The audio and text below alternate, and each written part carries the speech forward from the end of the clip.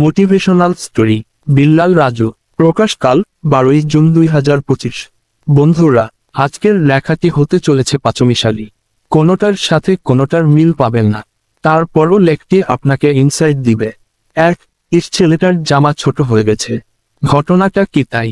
স্কুলের জন্য বা ঈদের জামা কিনে আনলেন, ফিট হচ্ছে না বললেন ইস জামা ছোট হয়ে গেছে। আসলেই কি তাই? না, ছেলে বড় হয়ে গেছে। 2. গাড়ির পতন। যখন একটা গাড়ি পাহাড়ের ঢাল দিয়ে নিচে নামে, আমরা বলি গাড়ির পতন হচ্ছে। উপর থেকে নিচে নামছে। আচ্ছা, পতন হলে তো গাড়ির চাকা পিছনের দিকে ঘুরবে। একবারের জন্য কি চাকা পিছনে ঘুরেছে? বরং ঢাল বেয়ে নামছে, মানে পরবর্তী পাহাড়ের চূড়ায় উঠবে বলে। 3. মহান আল্লাহ পাক আমাদের চোখ, নাক, মুখ, কান, হাত, পা সামনের দিকে করেছেন কেন?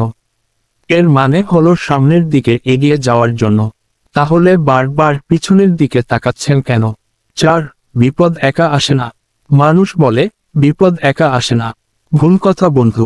প্রথমে বিপদ একাই আসে, তারপর আমাদের ভয়, উদ্বেগ, উৎকণ্ঠা, টেনশনের কারণে বুদ্ধি লোপ পায়।